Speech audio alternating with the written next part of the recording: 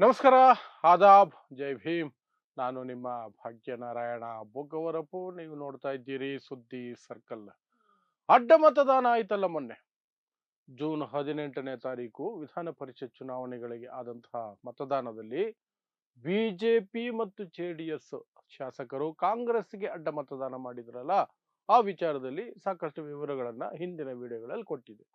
ಈಗ ಅಡ್ಡ ಮತದಾನ ಮಾಡಿದ್ದು ಯಾರು ಅಂತ ಕಂಡುಹಿಡಿಯೋದಕ್ಕೆ ಜೇಮ್ಸ್ ಬಾಂಡ್ ಸಿ.ಟಿ. ರವಿ ನೇತೃತ್ವದಲ್ಲಿ ಒಂದು ಸಮಿತಿಯನ್ನು ಮಾಡಲಾಗಿತ್ತು. ಆ ಸಮಿತಿ ವರದಿಯನ್ನ ಕೊಟ್ಟಿದೆ ಬಿಜೆಪಿಯ ರಾಜ್ಯಾಧ್ಯಕ್ಷ ವಿಜಯೇಂದ್ರ ಕೈಗೆ. ಆ ವರದಿಯ ಅಂಶಗಳು ಹೊರಗಡೆ ಬಂದ ತಕ್ಷಣ ಕುಮಾರಸ್ವಾಮಿ ಕೆಂಡಾಮಂಡಲ ಆಗಿದ್ದಾರೆ. ಯಾಕೆ ಅಂದ್ರೆ ಬಿಜೆಪಿಯವರು ತಾವು ಹೈಕಮಾಂಡ್ ಇಂದ ಕಪಾಳಕ್ಕೆ ಬಾರಿಸ್ಕೊಳ್ಳೋದ್ರಿಂದ ತಪ್ಪಿಸ್ಕೊಳ್ಳೋದಕ್ಕೆ ಜೆಡಿಎಸ್ ತಲೆ ಮೇಲೆ ಗೂಬೆ ಕೂರಿಸ್ಬಿಟ್ಟು ಸೈಲೆಂಟ್ ಆಗ್ಬಿಟ್ಟಿದ್ದಾರೆ. ಸೊ ಏನು ಆ ಅಂಶಗಳು, ಯಾಕೆ ಕುಮಾರಸ್ವಾಮಿ ಕೆಂಡಾಮಂಡಲ ಆಗಿರೋದು, ಮತ್ತೆ ಮುಂದೆ ಈ ಮೈತ್ರಿಯ ಮೇಲೆ ಈ ವರದಿ ಏನಾದರೂ ಎಫೆಕ್ಟ್ ಮಾಡುತ್ತಾ, ನನ್ನ ವಿಶ್ಲೇಷಣೆಯನ್ನ ತಿಳಿಸುವಂತ ಪ್ರಯತ್ನವನ್ನು ಮಾಡ್ತೀನಿ. ಸೊ ಜೂನ್ 18ನೇ ತಾರೀಕು ಅಡ್ಡ ಮತದಾನ ಆದ ತಕ್ಷಣ ಬಿಜೆಪಿಯಲ್ಲಿ ಭೂಕಂಪ ಬಂತು, ಜೆಡಿಎಸ್ ನಲ್ಲೂ ಬಂತು. ಬಟ್ ಕುಮಾರಸ್ವಾಮಿ ಅವರು ನಿಭಾಯಿಸಿದ್ರು, ಕೆಳಗಡೆ ಬಿದ್ದರು, ಮೀಸೆ ಮಣ್ಣಾಗ್ಲಿಲ್ಲ ಅನ್ನೋ ರೀತಿಯಲ್ಲಿ. ನಾನು ಬೇಕು ಅಂತಲೇ ಆ ಅಭ್ಯರ್ಥಿನ ಎಕ್ಸ್ಟ್ರಾ ಅಭ್ಯರ್ಥಿನ ಹಾಕಿದ್ದು, ಯಾಕೆಂದ್ರೆ ನಮ್ಮ ಪಕ್ಷದ ಶಾಸಕರ ನಿಯತ್ತನ್ನ ನಾನು ಟೆಸ್ಟ್ ಮಾಡಬೇಕಾಗಿತ್ತು, ನಾನು ಬೇಕು ಅಂತಲೇ ಮಾಡಿದ್ದು ಅಂತ ಇವ್ರು ಅನ್ಕೊಂಡ್ರೆ. ಬಟ್ ಈ ಕಡೆ ಬಿಜೆಪಿಗೆ ಹೈಕಮಾಂಡ್ ಅವರು ಹೈ ಲೆವೆಲ್ ಅಲ್ಲಿ ಬೈದು ಕಳಿಸಿದ್ರು, ಬೆಂಡೆತ್ ಹಾಕಿದ್ರು. ಏನ್ ನಡೀತಾ ಇದೆ ಅಲ್ಲಿ?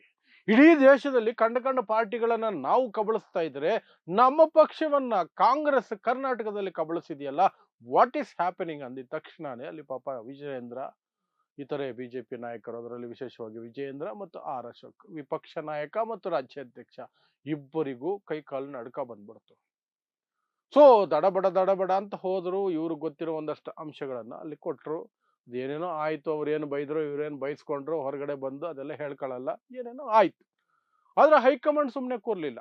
ತಮ್ಮದೇ ಮಾರ್ಗದಲ್ಲಿ ಆ ಅಡ್ಡ ಮತದಾನ ಮಾಡಿದಂತಹ ವ್ಯಕ್ತಿಗಳು ಯಾರು, ಶಾಸಕರು ಯಾರು ಅಂತ ತಿಳಿಯೋದಕ್ಕೆ ಅವರದೇ ಮೂಲಗಳು ಯಾರ್ಯಾರಿಗೆ ಫೋನ್ ಮಾಡಬೇಕು ಅವರಿಗೆಲ್ಲ ಮಾಡಿಕೊಂಡ್ರು. ಜೊತೆಗೆ ಅಫಿಷಿಯಲ್ ಆಗಿ ಒಂದು ಸಮಿತಿಯನ್ನ ನೇಮಕ ಮಾಡಿದ್ರು. ಸಿ.ಟಿ. ರವಿ ನೇತೃತ್ವದಲ್ಲಿ 3 ಜನರ ಸಮಿತಿ, ತೆಂಗಿನಕಾಯಿ, ಎನ್ ಮಹೇಶ್ ಮತ್ತೆ ಸಿ.ಟಿ. ರವಿ ಆ ಸಮಿತಿಯ ಮುಖ್ಯಸ್ಥ. ಅವರ ನೇತೃತ್ವದಲ್ಲಿ ಈ 3 ಜನ ಸೇರ್ಕೊಂಡು ಬಿಜೆಪಿ ಕಡೆಯಿಂದ ಅಡ್ಡ ಮತದಾನ ಮಾಡಿದ್ದು ಯಾರು ಅಂತ ಕಂಡುಹಿಡಿಬೇಕು ಅಂತ. ಸೊ ಅದಾಯ್ತು, ಅದರ ವರದಿ ಬಂದಿದೆ. ಸೊ ನಾನು ಹೇಳದಂಗೆ James Bond CT. Ravi, CT. ರವಿಯನ್ನ ನಂಬಿ ಇಂತಹ ಸಮಿತಿಯನ್ನ ರಚಿಸ್ತಾರೆ ಅಂದ್ರೆ ಬಿಜೆಪಿ ಹೈಕಮಾಂಡ್ ಐಕ್ಯೂ ಲೆವೆಲ್ ಏನು ಅಂತ ನೀವು ಯೋಚನೆ ಮಾಡಿ. ಸಿ.ಟಿ. ರವಿಯನ್ನ ನಂಬಿ, ಬಾ, ಸಿ.ಟಿ. ರವಿಯನ್ನ ನಂಬಿ ಹೇಳೋದಕ್ಕೆ ನನಗೆ ನಗು ತಡಿದೆ, ಕಂಟ್ರೋಲ್ ಮಾಡ್ಕೊಂಡು ಹೇಳ್ತಾ ಇದ್ದೀನಿ. ಸಿ.ಟಿ. ರವಿಯನ್ನ ನಂಬಿ ಒಟ್ನಲ್ಲಿ ಆ ಸಿ.ಟಿ. ರವಿ ನೇತೃತ್ವದ ಸಮಿತಿ ವರದಿಯನ್ನ ಕೊಟ್ಟಿದೆಯಂತೆ. ವರದಿಯಲ್ಲಿ ಏನಿದೆ, ನಮಗೆ ಗೊತ್ತು ಬಂದಿರುವಂತಹ ವಿಚಾರಗಳೇನು ಅಂದ್ರೆ, ಯಾರು ಅಡ್ಡ ಮತದಾನ ಮಾಡಿದ್ರು ಅನ್ನೋದ್ರ ಬಗ್ಗೆ ಅವ್ರ ಕೈಯಲ್ಲಿ ಕಂಡುಹಿಡಿಯಕ್ಕೆ ಸಾಧ್ಯ ಆಗ್ಲಿಲ್ಲ. ಸೊ ಅಲ್ಲಿ ಜೇಮ್ಸ್ ಬಾಂಡ್ ಸಿ.ಟಿ. ರವಿ ಸೋತಂಗ ಆಯ್ತು. ಆದರೆ ಎಷ್ಟು ಜನ ಮಾಡಿದ್ರು ಅನ್ನೋದನ್ನ ಇವರು ಕಂಡುಹಿಡಿದು ಬಿಟ್ರಂತೆ. ಅದನ್ನ ಆ ವರದಿಯಲ್ಲಿ ಉಲ್ಲೇಖ ಮಾಡಿದ್ದಾರೆ. ಅವರ ಪ್ರಕಾರ 3 ಜನ ಬಿಜೆಪಿಯಿಂದ ಅಡ್ಡ ಮತದಾನ ಮಾಡಿದ್ದು, ಜೆಡಿಎಸ್ ನಿಂದ 8 ಜನ ಅಡ್ಡ ಮತದಾನ ಮಾಡಿಬಿಟ್ರು. ಜೆಡಿಎಸ್ ನಿಂದ 8 ಜನ, ಅವರಲ್ಲೇ ದೊಡ್ಡ ದ್ರೋಹಿಗಳಿರೋದು ಜೆಡಿಎಸ್ ಶಾಸಕರೇ ಸರಿಯಾಗಿಲ್ಲ, ಪಕ್ಷ ನಿಷ್ಠೆ ಇಲ್ಲ ಅವರಿಗೆ, ಅವರೇ ಸರಿ ಇಲ್ಲ, ನಾವೆಷ್ಟೋ ಬೆಟರು, ಅವ್ರಿಗಿಂತ 1/3 ಅಷ್ಟೇ ನಮ್ಮ ಶಾಸಕರು ಕುಟ್ಟೋಗಿರೋದು, ಕುಲಗೆಟ್ಟೋಗಿರೋದು. ಹಾಗಾಗಿ ನಾವು ಸಣ್ಣ ಮಟ್ಟದಲ್ಲಿ ಅವಮಾನ ಅನುಭವಿಸ್ಬೋದು, ಜೆಡಿಎಸ್ನವರೇ ದೊಡ್ಡ ಇದು ಅವಮಾನ ಅನುಭವಿಸ್ಬೇಕು ಅನ್ನೋ ರೀತಿಯಲ್ಲಿ ಹೈಕಮಾಂಡ್ ತಲೆ ಸವರೋ ರೀತಿಯಲ್ಲಿ ವರದಿಯನ್ನ ಕೊಟ್ಬಿಟ್ಟವ್ರೆ. ಅಂತಹ ವರದಿಗಳು ಕುಮಾರಸ್ವಾಮಿ ಫಸ್ಟ್ ತರಿಸ್ಕೊಂಡ್ಬಿಡ್ತಾರಲ್ಲ, ಗೊತ್ತಾಗತ್ತೆ. ಅದು ತಿಳಿದ ತಕ್ಷಣ ಕುಮಾರಸ್ವಾಮಿ ಕೆಂಡಾಮಂಡಲ ಆಗಿದ್ದಾರೆ. ಯಾಕೆಂದ್ರೆ ನೀವು ಏನಾದ್ರೂ ಹೊಡ್ಕೊಂಡು ಹೆಂಗಾದ್ರೂ ಸಾಯಿರಿ, ನನ್ನ ಪಕ್ಷವನ್ನ ಟೀಕೆ ಮಾಡ್ಲಿಕ್ಕೆ, ನನ್ನ ಪಕ್ಷದ ವಿರುದ್ಧ ರಿಪೋರ್ಟ್ ಕೊಡೋದಕ್ಕೆ ನೀವು ಯಾರು, ಹೂ ಆರ್ ಯು? ನನ್ನ ಪಕ್ಷದ ತಂಟೆಗೆ ಯಾಕೆ ಬರ್ತೀರಿ? ಅದನ್ನ ನಾನು ನೋಡ್ಕೊಳ್ತೀನಿ, ಅದು 8 ಆಗಿರ್ಲಿ 18 ಆಗಿರ್ಲಿ. ನಾನ್ ನೋಡ್ಕೊಳ್ತೀನಿ. ನೀವು ಯಾರು ಆ ರಿಪೋರ್ಟ್ ಅನ್ನು ಕೊಡೋದಕ್ಕೆ, ಆ ರೀತಿ ಮಾಡೋದಕ್ಕೆ? ನೀವು ಕೇವಲ ಬಿಜೆಪಿ ಕಥೆಯನ್ನು ಮಾತ್ರನೇ ನಿಮ್ದೇನೋ ರಿಪೋರ್ಟ್ ಮಾಡ್ಕೊಳ್ಬೇಕಾಗಿತ್ತು, ಚರ್ಚೆ ಮಾಡಬೇಕಾಗಿತ್ತು, ರಿಪೋರ್ಟ್ ಕೊಡಬೇಕಾಗಿತ್ತು. Why did you include my party name? ನನ್ನ ಪಕ್ಷದ ಹೆಸರನ್ನ, ನನ್ನ ಪಕ್ಷದ ವಿಚಾರವನ್ನ ಆ ರಿಪೋರ್ಟ್ ಅಲ್ಲಿ ಯಾಕೆ ತಂದ್ರಿ ಅಂತ ಕುಮಾರಸ್ವಾಮಿ ಭಯಂಕರ ಸಿಟ್ಟಾಗಿದ್ದಾರಂತೆ. ಭಯಂಕರ ಸಿಟ್ಟು. ಮೊದಲೇ ಕುಮಾರಸ್ವಾಮಿ ಮಾತೆತ್ತಿದ್ರೆ ಈ ಲೀಡರ್ಸ್ ಹತ್ರ ನಾನು ಮಾತಾಡೋದಿಲ್ಲ ಅಂತ ಹೇಳ್ತಾರೆ ಅವರು. ಸೌಮ್ಯವಾಗಿ ಹೇಳ್ತಾರೆ. ಲೋಕಲ್ ಲೀಡರ್ಗಳ ಹತ್ರ ಅವ್ರು ಮಾತಾಡೋದೇ ಇಲ್ಲ. ಈ ರಾಜ್ಯದ ರಾಜ್ಯಾಧ್ಯಕ್ಷ, ಬಿಜೆಪಿ ರಾಜ್ಯಾಧ್ಯಕ್ಷ ವಿಜಯೇಂದ್ರ, ವಿಪಕ್ಷ ನಾಯಕ ಆರ್ ಅಶೋಕ್, ಇವ್ರ ಯಾರ ಹತ್ರನೂ ಏನು ಚರ್ಚೆ ಮಾಡಲ್ಲ ಕುಮಾರಸ್ವಾಮಿ. ಸೀದಾ ಹೋಗೋದು ನರೇಂದ್ರ ಮೋದಿ, ಅಮಿತ್ ಶಾ, ಇವ್ರ ಹತ್ರ ನೇರವಾಗಿ ಮಾತಾಡ್ಕೊಂಡು ಬರೋದು. ಬಿಜೆಪಿ ರಾಷ್ಟ್ರಾಧ್ಯಕ್ಷರನ್ನು ಕೇರ್ ಮಾಡಲ್ಲ. ಬಿಜೆಪಿ ರಾಷ್ಟ್ರಾಧ್ಯಕ್ಷರನ್ನ ಬಿಡಿ, ಬಿಜೆಪಿ ರಾಷ್ಟ್ರಾಧ್ಯಕ್ಷರನ್ನ ಬಿಜೆಪಿಯ ಜವಾನನು ಕೇರ್ ಮಾಡಲ್ಲ. ಯಾಕಂದ್ರೆ ಎಲ್ರಿಗೂ ಗೊತ್ತು ಅದೊಂದು ಅಲಂಕಾರಿಕ ಪೋಸ್ಟ್. ನಿರ್ಧಾರಗಳೆಲ್ಲ ತಗೊಳ್ಳೋದು ಅಮಿತ್ ಶಾ ಮತ್ತು ನರೇಂದ್ರ ಮೋದಿ. ನಿತಿನ್ ನಬೀನ್ ಅನ್ನುವಂತಹ ಒಂದು ಹೆಸರು ಕೇವಲ ಬಿಜೆಪಿಯ ಲೆಟರ್ ಹೆಡ್ಗೋಸ್ಕರ ರಾಷ್ಟ್ರೀಯ ಅಧ್ಯಕ್ಷರು ಅಂತ. ಸೊ ಕುಮಾರಸ್ವಾಮಿ ಅಲ್ಲೂ ಮಾತಾಡಲ್ಲ, ನೇರ ಮೋದಿ ಅಮಿತ್ ಶಾ. ಯಾವ ವಿಚಾರ? ಸಣ್ಣ ಸಣ್ಣ ವಿಚಾರಕ್ಕೂ ಅಲ್ಲೇ ಮಾತಾಡೋದು. ಸೊ ಹೀಗಿರ್ಬೇಕಾದ್ರೆ ನನ್ನ ಲೆವೆಲ್ಲು ಈ ಚೋಟಾ ಮೋಟಾ ಲೋಕಲ್ ಲೀಡರ್ಗಳು, ಅದು ಸಿ ಟಿ ರವಿ ಅಂತವರು ಒಂದು ವರದಿ ಮಾಡಿ ಅದರಲ್ಲಿ ನನ್ನ ಪಕ್ಷವನ್ನ ಟೀಕೆ ಮಾಡ್ತಾರಲ್ಲ ಅನ್ನೋದು ಇವರ ಸಿಟ್ಟು. ಇವರ ಸಿಟ್ಟನ್ನ ಕುಮಾರಸ್ವಾಮಿ ಸಿಟ್ಟು ಹೊರಗಡೆ ಹಾಕೋದು, ಅವರು ದ್ವೇಷ ತೀರಿಸ್ಕೊಳ್ಳೋದು ರೀತಿನೇ ಬೇರೆ.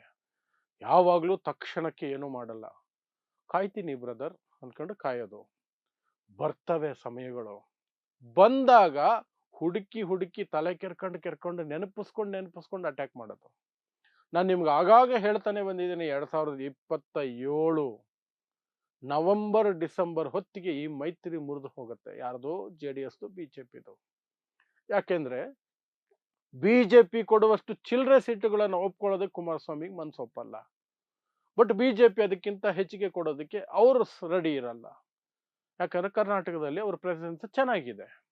ಸೊ ಅಲ್ಲಿಗೆ ಮೈತ್ರಿ ಆಲ್ಮೋಸ್ಟ್ ಮುರಿದು ಹೋಗುತ್ತೆ 2027 ನವೆಂಬರ್ ಡಿಸೆಂಬರ್, ನೆನ್ಪಿಟ್ಕೊಳ್ಳಿ. ಆ ಸಂದರ್ಭದಲ್ಲಿ ಇವೆಲ್ಲ ಬರ್ತವೆ.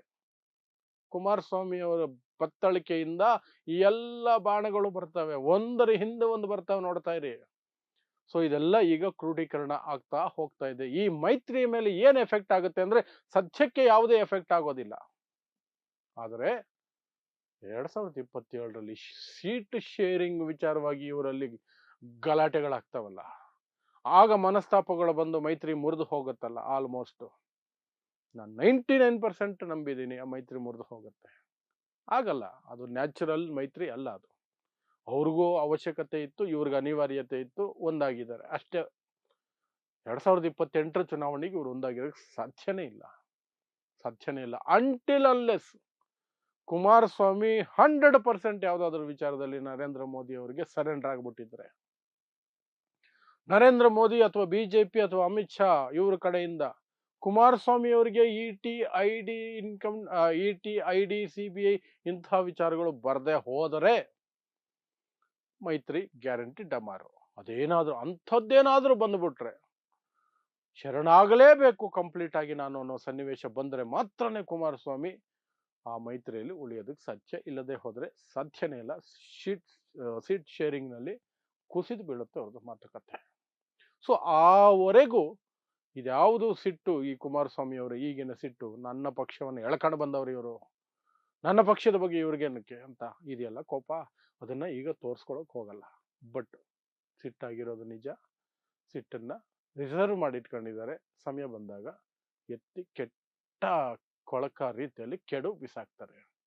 ಅದಕ್ಕೆ ಕಾಯ್ಬೇಕಷ್ಟೆ ಅಷ್ಟೇ. ಸೊ ಇದಿಷ್ಟು ಅಡ್ಡ ಮತದಾನದ ಕುರಿತಾಗಿ CT ರವಿ ವರದಿ, CT ರವಿ ನೇತೃತ್ವದ ಸಮಿತಿಯ ವರದಿ ಮತ್ತು ಆ ವಿಚಾರದಲ್ಲಿ JDS ಹೆಸರು ಬಂದಿರೋದಕ್ಕೆ ಕುಮಾರಸ್ವಾಮಿ ಅವರ ಸಿಟ್ಟಿನ ಕುರಿತಾಗಿ ನಮಗೆ ಬಂದಿರುವಂತಹ ಮಾಹಿತಿ.